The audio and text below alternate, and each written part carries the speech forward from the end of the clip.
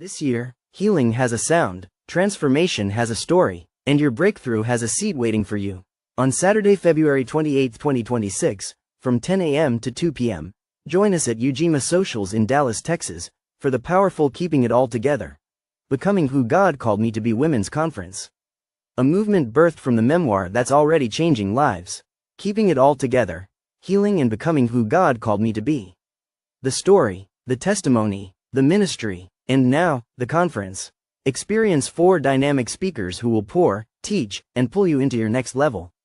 Be inspired by our keynote speaker, minister and author, Stephanie M. Seaton, as she delivers a message straight from the throne room. This is your moment to breathe again, to release what's been weighing you down, to rediscover the woman God designed before the world tried to break her. 2026 is your year, and Stephanie's personal motto declares it boldly: no more holding back. So don't hold back your healing. Don't hold back your growth. Don't hold back your transformation. Reserve your seat today. Step into the room where healing happens, sisterhood thrives, and destiny calls you by name. The Keeping It All Together Conference. Because when God puts you back together, you don't just survive, you rise.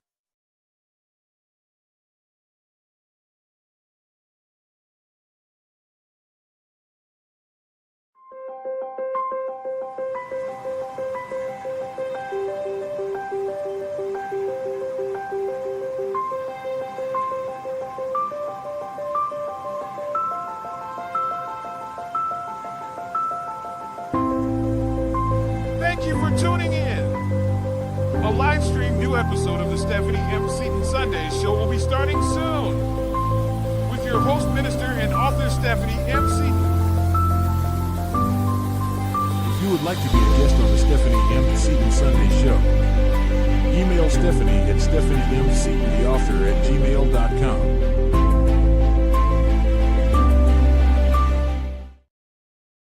Well, hello. It seems like it's been a while. We had our Thanksgiving break, but we are back in the studio with a live show tonight. Welcome, a return guest, Miss Cynthia Ferguson. Hello, everyone. I am happy to be back. Last week, it seemed like a dream, with Thanksgiving. I had a pre-recorded show on Thursday. Me and my son did come on for a few minutes on Tuesday. And Isaiah spoke to the crowd and kind of said Thanksgiving. And he said a prayer on Tuesday. So we did have about a 10-minute broadcast with a Thanksgiving message. But it feels good to be back. So happy to have you back. Friend of the show, Miss Cynthia Ferguson. Wow. So since we talked last, you have published a book. You are on a new school campus. You've got a lot of new things going on. And so tonight we are going to talk about all things Cynthia. So just so happy to have you here tonight. We've got several people that have just chimed in. So I know you got some watchers tonight. So if you guys have any questions or comments, feel free to put those in, and we will definitely try our best to answer your questions. For all of you that are just tuning in, we are going to be talking to Cynthia Ferguson tonight. Please go ahead, like, tag, share. Make sure you subscribe to the channel. Go ahead and grab your popcorn because we are about to get started. Oh, I love the decorations in the back. My Christmas. Yes, I started putting my Christmas decorations up as well. So literally the next day after Thanksgiving. That's when I started. That's when I put mine up, day after. Yes.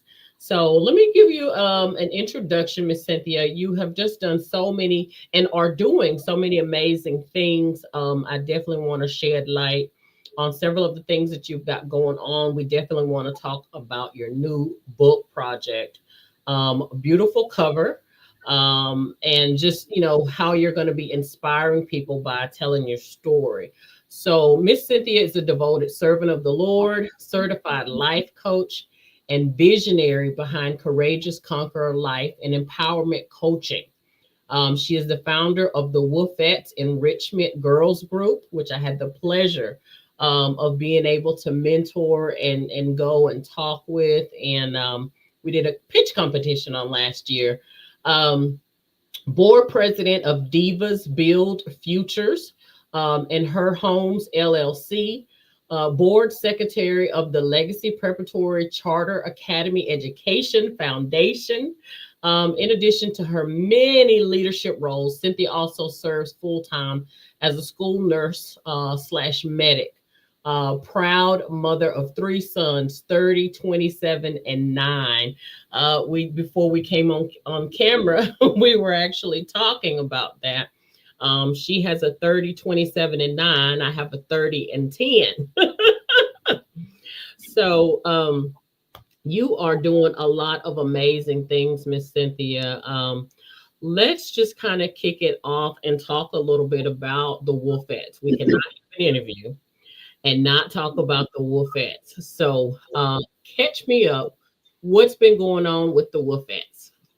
Oh my gosh, I'm excited because this is our 12th year of the Wolfettes Empowerment Group. I know. God has been so good in allowing me to continue to mentor these young ladies. Through the school, I've mentored probably close to 300 young ladies over the years. Wow. And it's exciting. It's exciting. And moving to this new campus, they had never had the Wolfettes there. They knew about it because it's the same district, just a different campus. So I'm bringing it over there. The staff are excited. So I felt like I'm trying to start it over again. But it's not. I have about the same amount of girls that I had at the other campus. Okay. And and that's not even with all 3 levels. I had to start out with 2 levels because, I had the mini Wolfettes, the junior Wolfettes, and the Wolfettes. So I only have the original Wolfettes and the junior this year. Okay. So we're planning on growing. We're planning on growing. Well, I know that it will be successful. I know that I have to say, this year I also decided, because the young men were asking for a program, so I decided to go ahead and I founded the Young Men's Program. We're starting out with just a couple of grade levels, and they're going to be the Wolverines. Oh, I love it. Wolverine. I love it. Yes. Yeah. Well, you know what? I think the Lord is doing something, Cynthia, because for so long, we as women have been the ones it was really easy for us to come together, talk, and have a good time, express our feelings and our thoughts, and I don't think we ever really thought much about guys wanting to, and then, if we look at stereotypes, they're not really given the opportunity to, if we talk about generational stuff, right? Right. But we're living in an age now where I feel like the Lord is doing something new, where he's healing so many people. He's healing us from so much generational stuff that we've now came to the revelation that men have thoughts and feelings too. They want to talk. They want to be mentored, but for so long, the focus was never there. It wasn't that it wasn't needed, but it wasn't there. And so I think this is amazing what you're doing by getting the young men involved. I know they're probably excited. Starting programs like this in schools, not only does it help them, mentally and emotionally behind the scenes, but I'm sure it helps them academically as well, right? Yes. And it's so funny though that you mentioned that, because, you're always going to have some of the young people that are going to fight it, that are going to come in trying to be the person and be the bad one and stuff. And I've had teachers before tell me, it's like, well, why would you allow them in that program? They don't deserve to be in there because they're doing this, and that. I said, those are the ones that I need. Those are the ones that I need the most to reach. Yes, you can have good grades, you can do all that and still be in the program. But the ones that need it the most, they're acting out for a reason. That's right. So I know. So I'm excited. I'm so excited this year. I'm excited too, because doing what you're doing, you are making a difference. And I say so often when I talk to people like yourself who are pouring back into the community and mentoring and just being that solid foundation, I wish there had been something like this for me when I was in school, when I was in elementary, when I was in middle school, because there just weren't that many programs where you could get that assistance. It's almost like, you're standing in the gap, not like you are standing in the gap, between family and school. You're kind of standing in there, being able to hear and to listen and see what's really going on, So, Right. yeah. Yes, it is exciting, and I'm very grateful that the school has allowed me over the years to actually start the program in the first place. But to be year 12, I mean, that's amazing. That is amazing. And I know, I had the opportunity to tour. And so you guys have the fashion show going on. You've had several Miss Texases come and visit. You've just had, you made so many, milestones and just things for these young people to look forward to. And I know it's just going to continue to grow, like 12 years. Wow. Does it even seem like 12 years, Cynthia? No, it doesn't. I have to go back and look sometimes because it's like, is it year 10 or is it no? And I have to go back because I keep a list of all the fashion shows, all their themes, what we did, and stuff like that. And so, I'm still looking for a theme for this year. But, with adding the Wolverines, you never know. Yeah, that's amazing. For all of you that are just tuning in, we are talking to Cynthia Ferguson. She is a author. She is a founder. She is a visionary. She's a life coach. She's got so many amazing things going on. And we're just happy to be able to tune in tonight and kind of catch up with her. We just got you talking about the Wolfettes and now the Wolverines.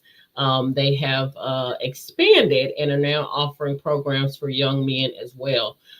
We're going to give Cynthia's contact information here before we end. And if you are interested in finding out more information about this, make sure that you reach out to Cynthia, or if you want to offer some type of opportunity for the Wolfettes and the Wolverines, make sure that you reach out to her through social media, and she'll give you all of her contact for that. Now, let's talk about your book. I read the back of the book. You are very, I guess I could say, empathetic to children, to just people in general that are going through things. And you volunteer your time, with not only your organization, but with other organizations as well. And you're constantly pouring back, and it's all to the youth. And I'm like, wow, your book, You Wouldn't Believe It If I Told You. This is a book about your story. Yes. A reminder that even though you had trials in your life and you went through some things, God will still show up and show out, that whatever we go through, that's not the final say so, right? And we're not operating in our own power, but it's the Lord. It's not you, it's not me, but we're operating through the Lord and keeping going in our faith. Tell us, what was the inspiration behind your book, You Wouldn't Believe It If I Told You? It's funny because I never thought ever in my life that I would write a book, ever, because I barely like to read. Yeah. But, and so it's been a struggle when I start a book that I would never finish it. And I would put it down, and my intentions were to finish it. And then I would be like, no, I don't have time. I would make every excuse. So when the Lord put it on my heart that I was going to write a book, I was like, yeah, I don't think so. But it was weird because I worked in a clinic setting, and ever since I was young, before I even was an adult, my friends, I was the one that my friends would come to, or, family, brothers, sisters, cousins. Hey, what do you think about this? How do we handle this? They would always come to me, and I'm like, I'm just a kid. I don't know. But obviously it was something. Yeah. So as I got older and I was working, the ladies or the young girls in the office would come to me and just, hey, I got this situation, or what do you think about this? And I never knew that I was saying this, but I always tell them, you're not going to believe this if I tell you this, but I had that happen to me. And it was like constantly, always, whatever they came to, it had happened to me. And I started thinking, why is all this happening to me? Right. But a good friend of mine, she was a big inspiration there.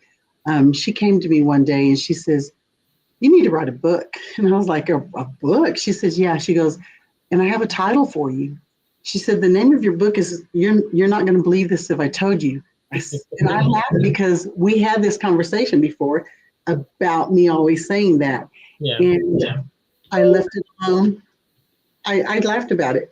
Well, many years later, after my husband had his stroke and I was going through a lot of things, it popped up again. The Lord put it on my heart that I need to write a book. He always catches me and always gives me my inspiration or whatever when I'm in the bathroom or the shower or something, when I'm alone. That's my only alone time. Yeah. And so he told me, you're going to write that book, and it's going to be, you wouldn't believe it if I told you, it's going to be a book about faith. And so that's where the title came from. And I was like, you know what? I'm going to do it. It took a long time because I started that book in 2009. Okay. And then I set it down for many years. And halfway through, the Lord told me, pick it up again. And I added a couple more things and I put it down. Yeah. And I don't think I had enough belief in myself. I really didn't to write a book. Yeah. And he really put people in my life. You were one of them, with your stories and your about everything you went through. Yeah. And made me realize that, you know what, I do need to do this. Yeah. Yeah. So that was kind of the inspiration and how things got started. Okay.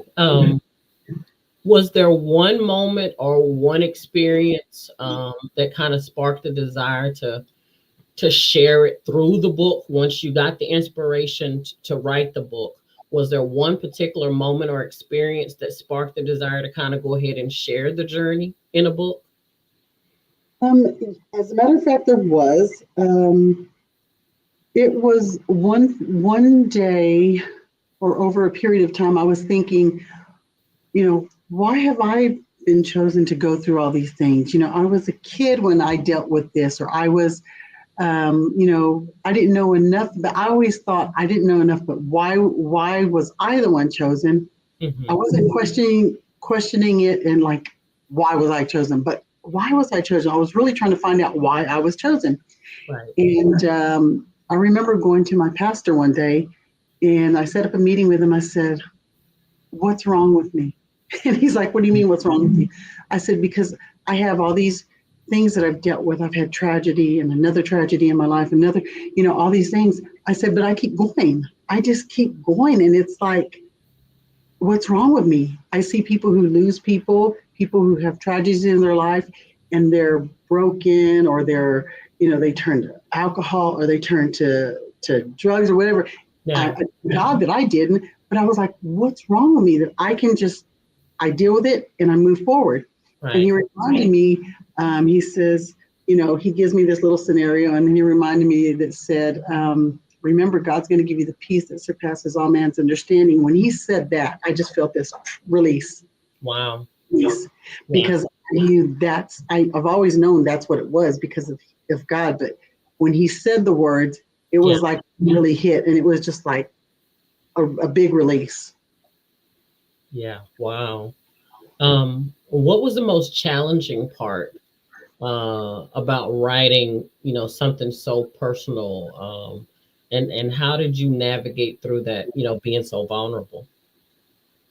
I think the challenging part was because I had to really be transparent about some stuff, because if I was going to do this, I needed to make sure that if I'm going to be able to help somebody through this book, that I have to be transparent. That's right. And there's one chapter in the book where I was like, okay, I don't know if I'm going to write that or not, because I had to reveal to my son something that happened to me. Mm-hmm. And that was I think that's one of the things that held me back. It was scary. And I remember having lunch with him one day, and he's like, Mom, how's the book coming along? What's the holdup? And that was a perfect opportunity. I said, well, this is the truth. The holdup is, this is the situation. This is what happened to me. But I have to put it in the book. Yeah. And I remember he reached across the table, grabbed my hand. He said, Mom, I'm so sorry that you had to deal with that. Yeah. He said, you gotta do it. And so I think, you think about it, things that happen to you, it's like, oh, that's embarrassing. People don't see me that way. People don't. But then again, I've always said, you know what, if I'm going to be the one to help somebody or to help guide them, they need to see, just because I'm standing right now and, we see people and we don't think that there's anything wrong with them. Oh, they would never understand. Look at them. They've got this. Yeah. No. I needed to make sure that I was that person, that I was going to be truthful and transparent, and also hoping that, it would help one person. I know that sounds cliche, but I get it. Yeah. If it helps one person, that's it. That's it. And in writing the book, that's what my intentions were, is to help others. It was actually healing for me. Yeah. Hey, listen, I know. One thing about it, when we're in our flesh, we think about the fact that, oh my God, I'm telling my business, Right. Because you're like, Lord, I don't want to do that. But when we get in the spirit part of it, the Lord reveals to us that it's ministry. And in order for you to help people, for them to see him, because what it does when they read all of our stuff, it points people to him. Exactly. Because when they look at us, they can't tell that we've been through the things that we are talking about, because he just cleans you up that good, and so that's the thing, is we're not telling our laundry and because of ourselves in the first place. It's not about us, but it's about giving the Lord glory. And I remember, when I wrote my first book, and the Lord was telling me to put some stuff in the book, and I was like, oh, I don't want to put that in the book. Yeah. And, the Lord was like, no, put it in the book. And someone that I know right before I released the book actually tried to use something, that was, I did put it in the book, but had I not put it in the book, it would have been used against me.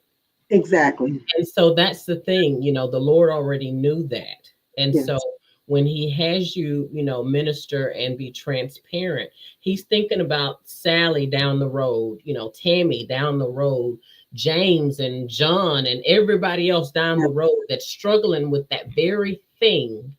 And the enemy has convinced them that nobody, is going through what you're going through. And then somebody's going to pick that book up, and they're going to be like, oh, I'm not the only one, and that helps you to stand a little taller, to know I'm not the only one who made that mistake or who went through that thing. And look how the Lord brought them out or got them to the other side. Right. Right.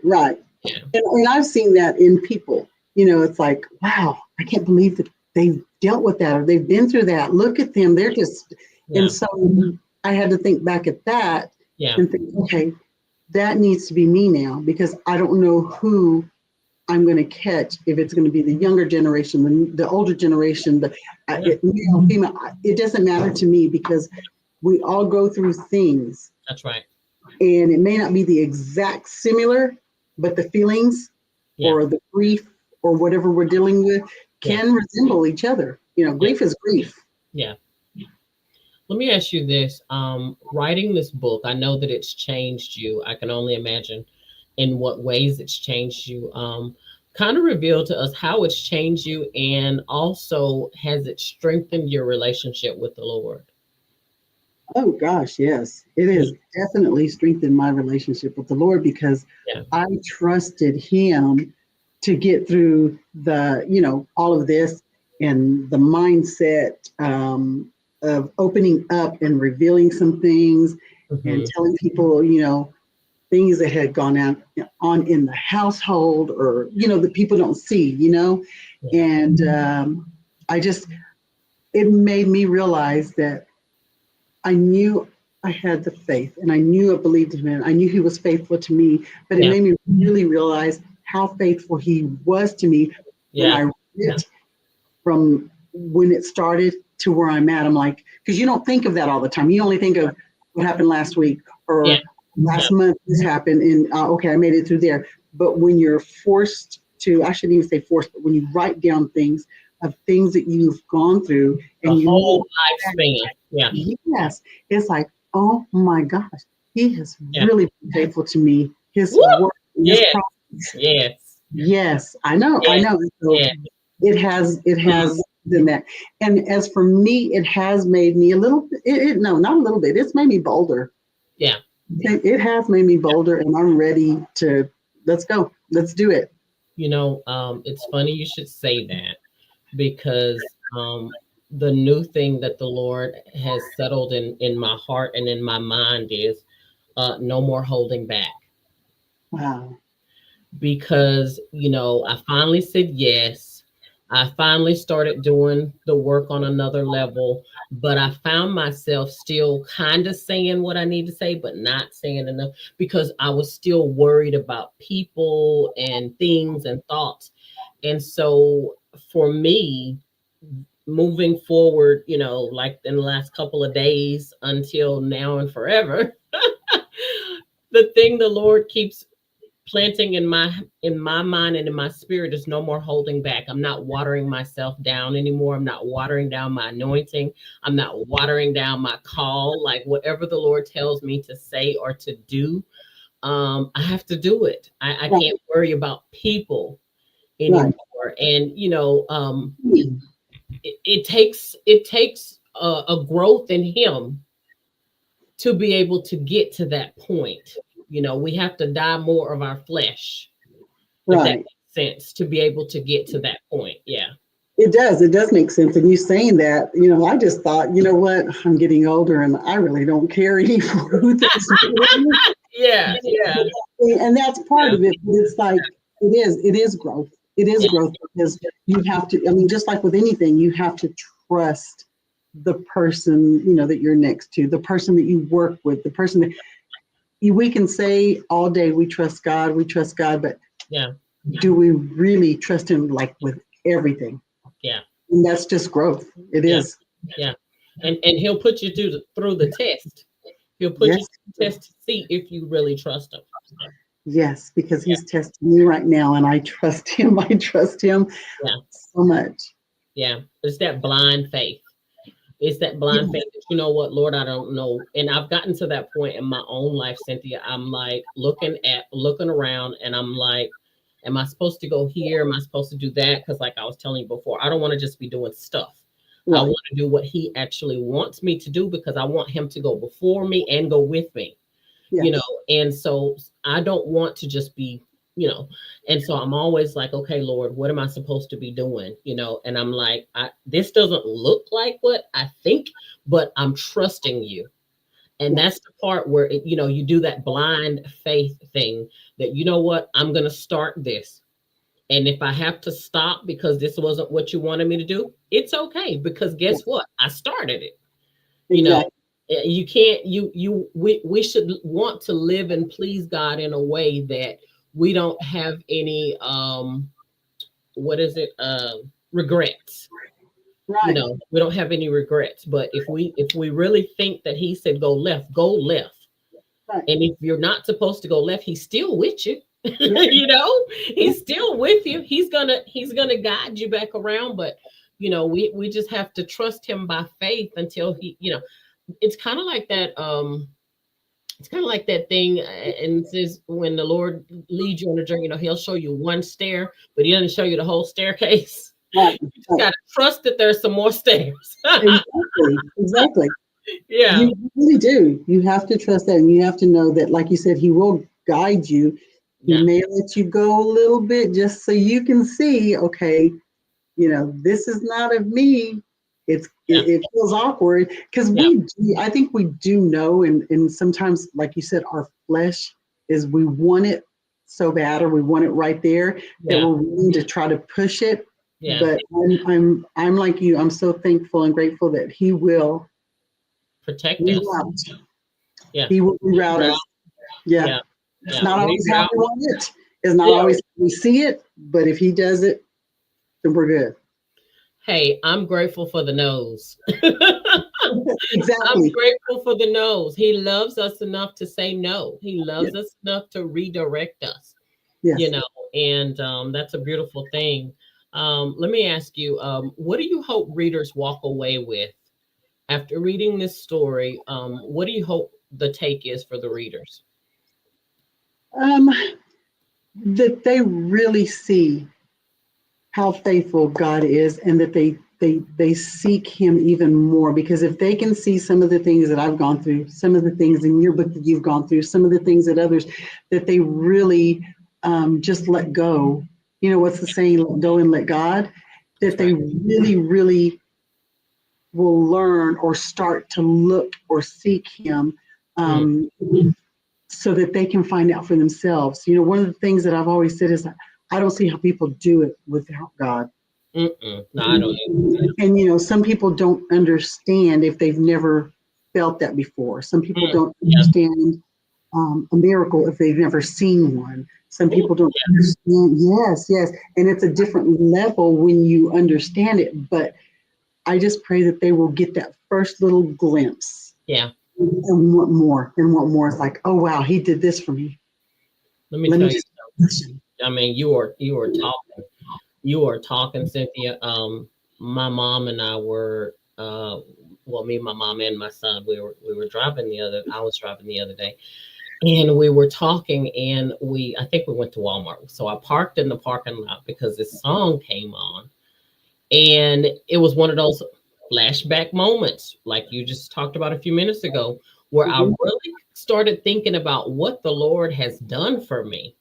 I started thinking about how he made a way out of no way, like literally when I didn't have money, I didn't have food, I didn't have whatever I didn't have, or how I felt like I was at my last, my last straw, my last whatever. And some kind of way, just one word from him, one touch from him changed the situation. It changed me in the situation. And I literally, like a movie, just started replaying all the things that the Lord has done. Not all, but a lot of the things that the Lord has done for me. And Cynthia, I said right there in that moment, I don't understand how people don't think there is a God. Exactly. I mean, there is no way that anyone could ever convince me that there is not a God, because I see him in everything. I see him from the beginning, the middle, the end of all the things that he does in my life on a daily basis. And I'm just so grateful that he chooses us like that. And I was telling my mom and my son, I was just like, I almost lost it in the Walmart parking lot. I was just like, there is no way, there is no way. He is just that kind of a God, right? He is. And then just little reminders, like you said, it could be a song that, it'll take you all the way back, or it may take you just to something that you're dealing with right there. About a month or so ago, we had a guest speaker, and this song had been on my mind for like maybe a week, the one that I trust in God, my Savior, the one. Okay. Yes, I love it. And I would sing it and sing it and sing it in my mind, And it was in a situation that I was dealing with. And the guest speaker that day at church, he went through his host sermon. It was awesome. And then it led him into saying about trusting in God, and he went into that song. Yeah. And I did. I was just trying to hold it together. And it was just one of those reminders that God reminded me, I hear you. Yes. I know where you're at. Yes. We know it, but it's like sometimes we need the reminder that I hear you. I'm there. I know. And so, yes, so it does make a difference, to think back about it. And again, I have family and friends that are like, I don't see how you do it, Cynthia. I don't see how you've done that. And I will never take credit for it, ever take credit for it. I tell them all the same. It's not me. Yeah, it's him. It's all God, because if it were me, I'd be dead, alcoholic, drug addict, whatever. And it's all him, and it's his undying love, his grace and his mercy. Yes. I mean, it's, the Lord has so many attributes as to why we love him, why we're so grateful and so thankful. And I'm always just thinking to myself, like, he loves us in spite of. Yes. And that's the thing, because we know we're not deserving. We know we're not, we battle with 20,000 crazy thoughts all day, yes. or more. Yes. And he knows how crazy those thoughts are, but he still will protect us from hurt, harm, and danger, And it's such a big relief when you finally realize that, because we're harder on ourselves and we don't forgive ourselves. Yeah. And when you finally realize you don't need to hold on to that, God is not holding on to that. It's just a good feeling. It's a very good feeling. And I just pray that for everybody, that they will get to that point where they realize, hey, you're freedom. Yeah. It's freedom in Christ, because the enemy would have us to be caught up in the self-condemnation, so that we don't appreciate or we're not able to fully experience the love of the Lord. And that is not the will of God, that we be, in self-condemnation. We need to step back and take a look at the grace and the mercy that the Lord offers us, and we need to extend it to ourselves. A lot of times, Cynthia, we extend it to everybody else, but not ourselves. Yeah. Been there, done that. Yes. Well, Miss Cynthia, it has been a pleasure talking to you tonight, author of the new book, You Wouldn't Believe It If I Told You. Beautiful cover. Tell the guests, how can they get in touch with you? What platforms can they reach out to you on? Well, of course, I always have my website is courageousconqueror.com. Email is cynthia@courageousconqueror.com. I'm on Facebook at Courageous Conqueror. I have a phone number. I don't know if you can see this, or if it's even a screen. 972-921-9992. Yes. And, of course, Facebook, I'm on there as Cynthia Ferguson as well. And I also have a Wolfettes page. It's Wolfettes Empowerment Group on Facebook. So there's many ways they can reach out to you, and you can give them my information. Before we go, I do want to say something, because it's been so exciting being able to release this. And I'm not talking about the book itself, but to release this. And before I even finish this book, I told you God speaks to me when I'm in the bathroom, in the shower. Before I even finished this book, I was halfway through it. God revealed to me the title of my second book. And I'm like, Lord, Lord, I haven't even finished this first book. Oh, wow. I wrote it down. And then that was when I was halfway through this book. So when I was about to release this book, it was probably about a year later, after halfway through this book, God spoke to me again and told me, here's your third book. I'm like, Lord, I haven't even published my first book. You gave me the title of my second book. I don't understand this. I said, well, I'm going to write it down. And he told me, he says, the third one is not going to be a book. It's going to be a collection of, like, not a series, but a collection of different things. And I'm like, okay, Yeah. I can't say anything about it. I don't see it, but I trust that he's going to bring it. Yeah, he's going Yes. to bring it to you. And what he's doing is, this is similar to what he did with me, because I wrote one book thinking I was just going to write one book, and then the titles kept coming. The Lord would give me the title of every book and then the content. That's how it would happen for me. I would dream it. For me, it was dreaming it, being waking up out of my sleep, and I would hear my voice, but his words.